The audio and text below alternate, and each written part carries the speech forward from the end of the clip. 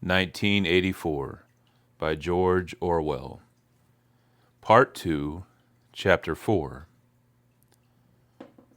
Winston looked round the shabby little room above Mr. Charrington's shop.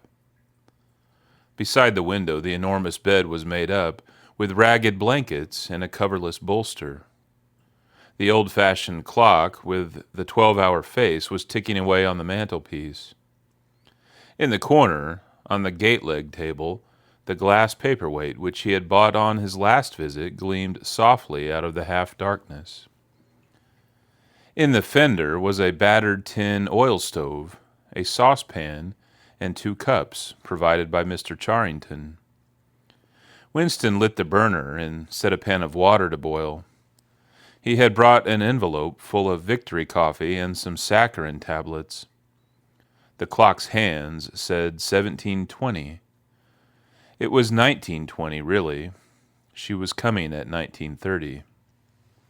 Folly, folly, his heart kept saying. Conscious, gratuitous, suicidal folly. Of all the crimes that a party member could commit, this one was the least possible to conceal. Actually, the idea had first floated into his head in the form of a vision of the glass paperweight mirrored by the surface of the gate-leg table. As he had foreseen, Mr. Charrington had made no difficulty about letting the room. He was obviously glad of the few dollars that it would bring him.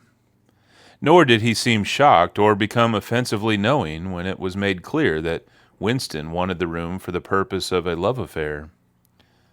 Instead, he looked into the middle distance and spoke in generalities, with so delicate an air as to give the impression that he had become partly invisible.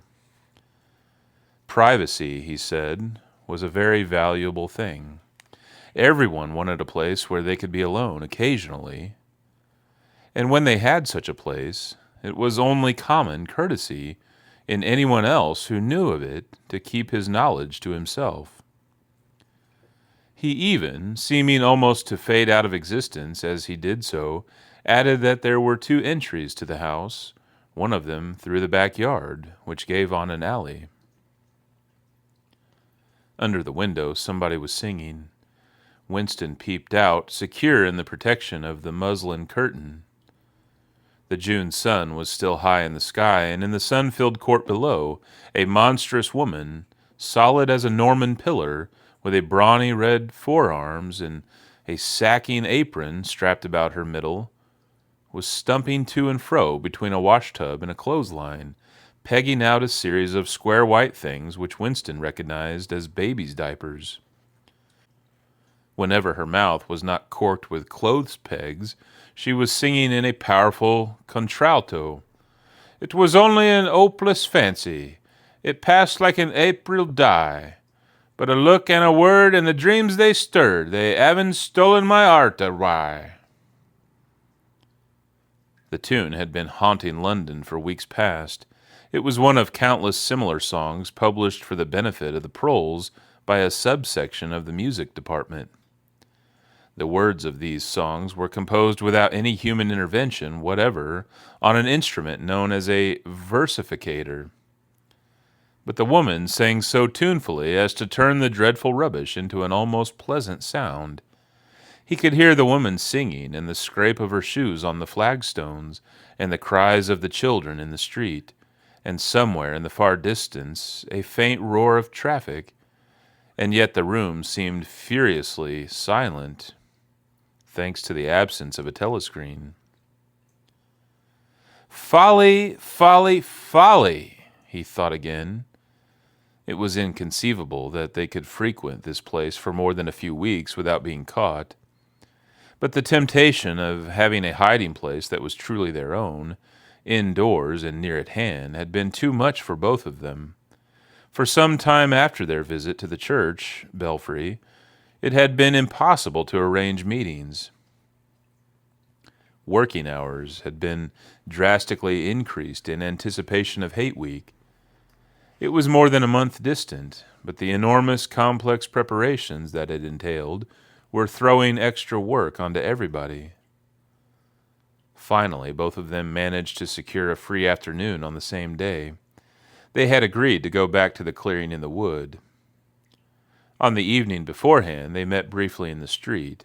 As usual, Winston hardly looked at Julia as they drifted towards one another in the crowd, but from the short glance he gave her, it seemed to him that she was paler than usual.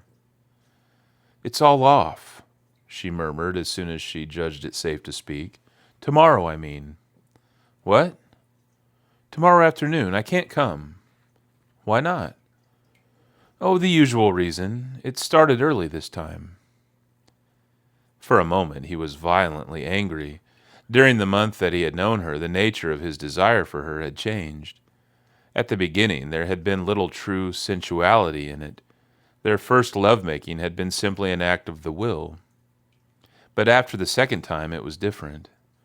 The smell of her hair, the taste of her mouth, the feeling of her skin seemed to have got inside him, or into the air all around him.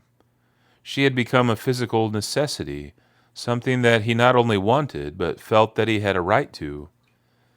When she said that she could not come, he had the feeling that she was cheating him. But just at this moment, the crowd pressed them together and their hands accidentally met. She gave the tips of his fingers a quick squeeze that seemed to invite not desire but affection. It struck him that when one lived with a woman, this particular disappointment must be a normal, recurring event, and a deep tenderness, such as he had not felt for her before, suddenly took hold of him. He wished that they were a married couple of 10 years' standing. He wished that he were walking through the streets with her, just as they were doing now, but openly and without fear, talking of trivialities and buying odds and ends for the household. He wished above all that they had some place where they could be alone together, without feeling the obligation to make love every time they met. It was not actually at that moment, but at some time on the following day, that the idea of renting Mr. Charrington's room had occurred to him. When he suggested it to Julia, she had agreed with unexpected readiness. Both of them knew that it was lunacy. It was as though they were intentionally stepping nearer to their graves. As he sat waiting on the edge of the bed, he thought again of the cellars of the Ministry of Love. It was curious how that predestined horror moved in and out of one's consciousness. There it lay, fixed in future times, preceding death as surely as 99 precedes 100. One could not avoid it, but one could perhaps postpone it. And yet instead, every now and again, by a conscious, willful act, one chose to shorten the interval before it happened. At this moment there was a quick step on the stairs. Julia burst into the room. She was carrying a tool bag of coarse brown canvas, such as he had sometimes seen her carrying to and fro at the ministry.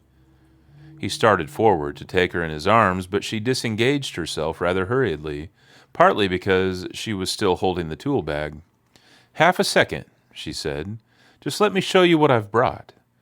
Did you bring some of that filthy Victory coffee? I thought you would. You can chuck it away again, because we shan't be needing it. Look here."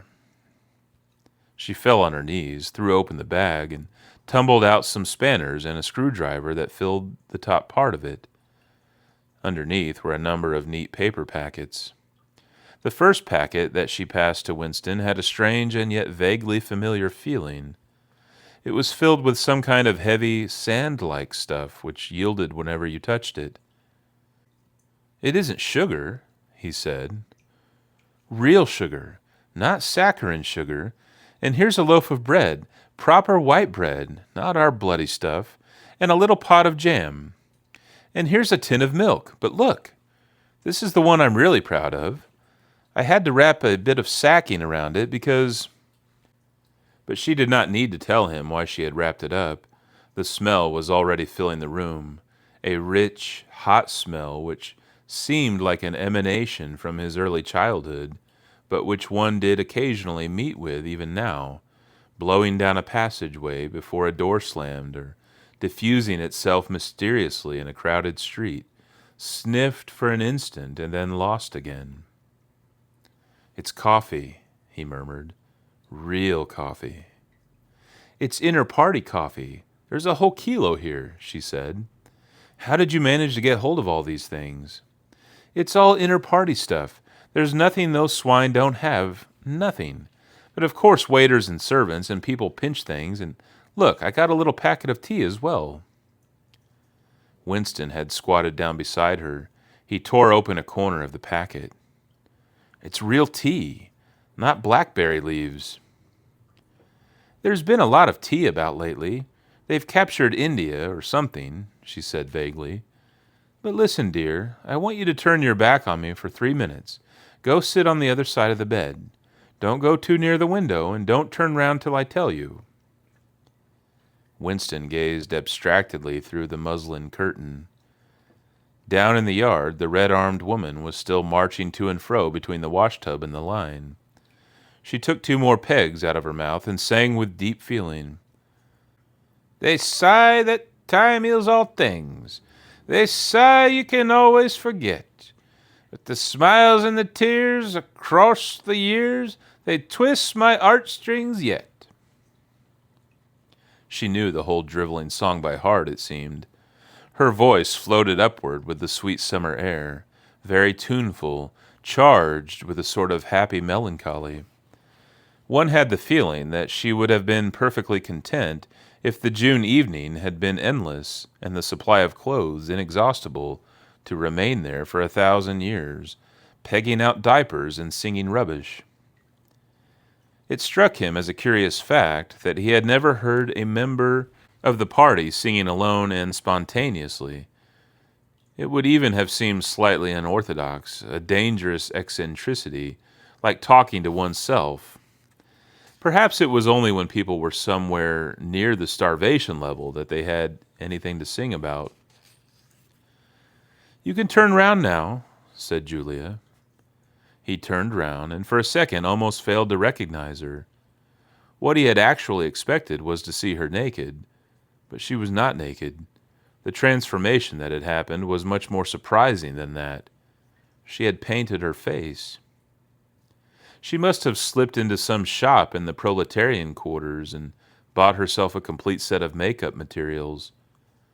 Her lips were deeply reddened, her cheeks rouged, her nose powdered. There was even a touch of something under the eyes to make them brighter. It was not very skillfully done, but Winston's standards in such matters were not high. He had never before seen or imagined a woman of the party with cosmetics on her face. The improvement in her appearance was startling. With just a few dabs of color in the right places, she had become not only very much prettier, but above all, far more feminine. Her short hair and boyish overalls merely added to the effect. As he took her in his arms, a wave of synthetic violets flooded his nostrils. He remembered the half-darkness of a basement kitchen and a woman's cavernous mouth. It was the very same scent that she had used, but at the moment it did not seem to matter. "Scent too," he said. "Yes, dear, scent too. And do you know what I'm going to do next? I'm going to get hold of a real woman's frock from somewhere and wear it instead of these bloody trousers. I'll wear silk stockings and high-heeled shoes. In this room I'm going to be a woman, not a party comrade." They flung their clothes off and climbed into the huge mahogany bed. It was the first time that he had stripped himself naked in her presence. Until now he had been too much ashamed of his pale and meager body, with the varicose veins standing out on his calves and the discolored patch over his ankle. There were no sheets, but the blanket they lay on was threadbare and smooth, and the size and springiness of the bed astonished both of them. "I'm sure to be full of bugs, but who cares?" said Julia. One never saw a double bed nowadays, except in the homes of the Proles. Winston had occasionally slept in one in his boyhood. Julia had never been in one before, so far as she could remember. Presently they fell asleep for a little while. When Winston woke up, the hands of the clock had crept round to nearly 9. He did not stir because Julia was sleeping with her head in the crook of his arm. Most of her makeup had transferred itself to his own face or the bolster, but a light stain of rouge still brought out the beauty of her cheekbone. A yellow ray from the sinking sun fell across the foot of the bed and lightened up the fireplace, where the water in the pan was boiling fast. Down in the yard the woman had stopped singing, but the faint shouts of children floated in from the street. He wondered vaguely whether in the abolished past it had been a normal experience to lie in a bed like this in the cool of a summer evening, a man and a woman with no clothes on, making love when they chose, talking of what they chose, not feeling any compulsion to get up, simply lying there and listening to peaceful sounds outside. Surely there could never have been a time when that seemed ordinary. Julia woke up, rubbed her eyes, and raised herself on her elbow to look at the oil stove. "Half that water's boiled away," she said. "I'll get up and make some coffee in another moment. We've got an hour. What time do they cut the lights off at your flats?" 23:30. "It's 23 at the hostel, but you have to get in earlier than that because—" "Hi! Get out, you filthy brute!" She suddenly twisted herself over in the bed, seized a shoe from the floor, and sent it hurtling into the corner with a boyish jerk of her arm, exactly as he had seen her fling the dictionary at Goldstein that morning during the 2 minutes hate. "What was it?" he said in surprise. "A rat. I saw him stick his beastly nose out of the waistcoating. There's a hole down there. I gave him a good fright anyway." "Rats," murmured Winston. "In this room?" "They're all over the place," said Julia indifferently as she lay down again. "We've even got them in the kitchen at the hostel. Some parts of London are swarming with them. Did you know they attack children?" "Yes, they do. In some of these streets a woman daren't leave a baby alone for 2 minutes. It's the great huge brown ones that do it, and the nasty thing is that the brutes always—" "Don't go on," said Winston, with his eyes tightly shut. "Dearest, you've gone quite pale. What's the matter? Do they make you feel sick?" "Of all the horrors in the world, a rat!" She pressed herself against him and wound her limbs round him, as though to reassure him with the warmth of her body. He did not reopen his eyes immediately. For several moments he had the feeling of being back in a nightmare which had recurred from time to time throughout his life. It was always very much the same. He was standing in front of a wall of darkness, and on the other side of it there was something unendurable, something too dreadful to be faced. In the dream his deepest feeling was always one of self-deception, because he did in fact know what was behind the wall of darkness. With a deadly effort, like wrenching a piece out of his own brain, he could even have dragged the thing into the open. He always woke up without discovering what it was, but somehow it was connected with what Julia had been saying when he cut her short. "I'm sorry," he said. "It's nothing. I don't like rats, that's all." "Don't worry, dear. We're not going to have the filthy brutes in here. I'll stuff the hole with a bit of sacking before we go, and next time we come here I'll bring some plaster and bung it up properly." Already the black instant of panic was half forgotten. Feeling slightly ashamed of himself, he sat up against the bedhead. Julia got out of bed, pulled on her overalls, and made the coffee. The smell that rose from the saucepan was so powerful and exciting that they shut the window lest anybody outside should notice it and become inquisitive. What was even better than the taste of the coffee was the silky texture given to it by the sugar, a thing Winston had almost forgotten after years of saccharin. With one hand in her pocket and a piece of bread and jam in the other, Julia wandered about the room, glancing indifferently at the bookcase, pointing out the best way of repairing the gate-leg table, plumping herself down in the ragged armchair to see if it was comfortable, and examining the absurd 12-hour clock with a sort of tolerant amusement. She brought the glass paperweight over to the bed to have a look at it in a better light. He took it out of her hand, fascinated as always by the soft, rain-watery appearance of the glass. "What is it, do you think?" said Julia. "I don't think it's anything. I don't think it was ever put to any use. That's what I like about it. It's a little chunk of history that they've forgotten to alter. It's a message from 100 years ago, if one knew how to read it. And that picture over there," she nodded at the engraving on the opposite wall. "Would that be 100 years old?" "More. 200, I dare say. One can't tell. It's impossible to discover the age of anything nowadays." She went over to look at it. "Here's where that brute stuck his nose out," she said, kicking the wainscoting immediately below the picture. "What is this place? I've seen it before somewhere." "It's a church, or at least it used to be.